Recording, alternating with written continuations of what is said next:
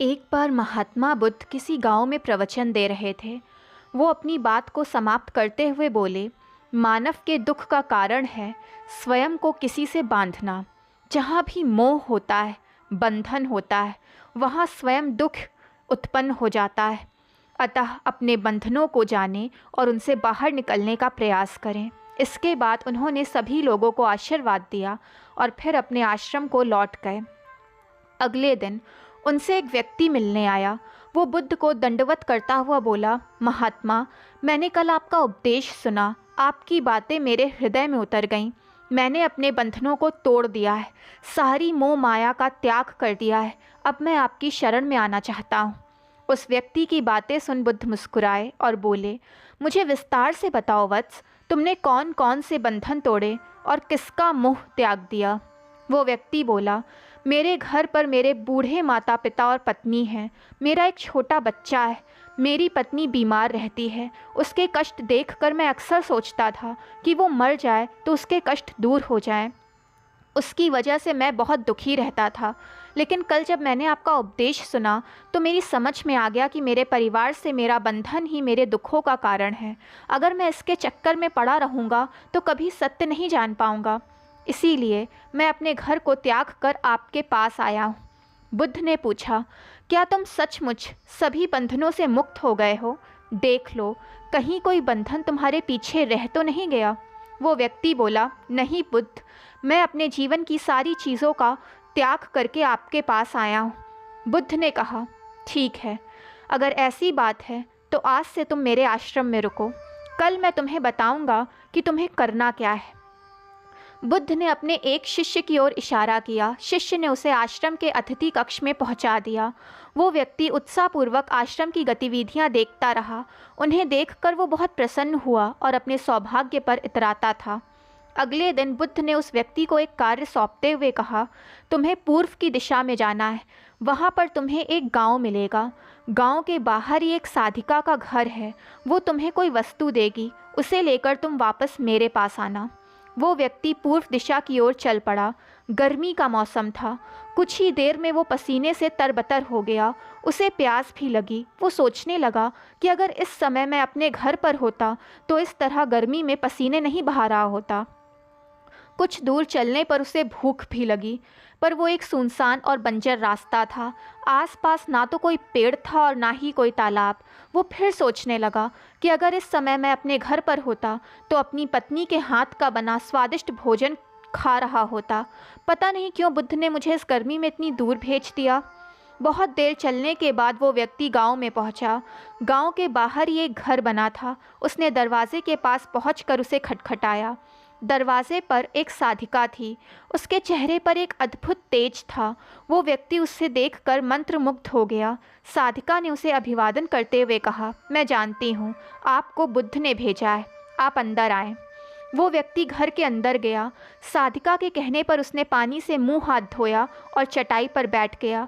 साधिका ने उसके सामने भोजन की थाल रखी। वो जल्दी जल्दी भोजन करने लगा। अचानक उस व्यक्ति की नज़र साधिका के पैरों पर पड़ी। उसके पैर बहुत सुंदर थे। वो उन्हें देखता रह गया। तभी साधिका ने उसका ध्यान भंग किया। वो बोली, जिस व्यक्ति को बुद्ध के चरणों में स्थान मिल जाता है फिर उसे किसी अन्य के चरणों की आवश्यकता नहीं पड़ती।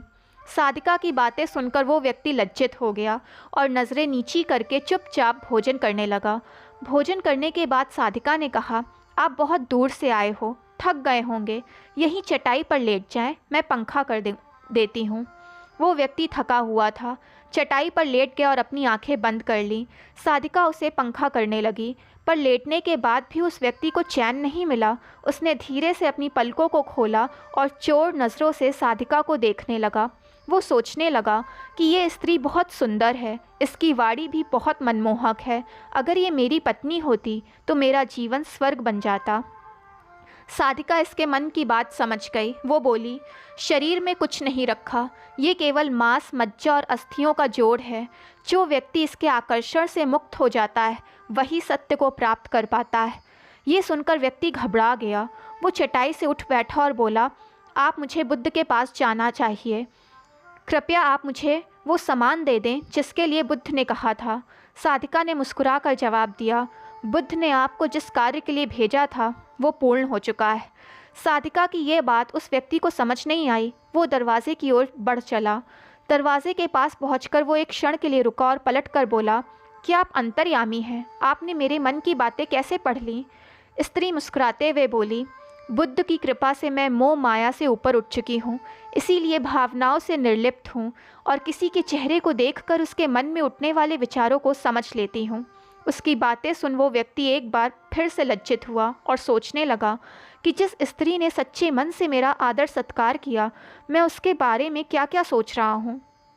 उसके बाद वो बुद्ध के आश्रम की ओर लौट पड़ा। आश्रम में पहुंचकर वो व्यक्ति बुद्ध के चरणों में गिर गया और बोला, महात्मा, मुझे क्षमा कर दें, मैं पापी हूँ।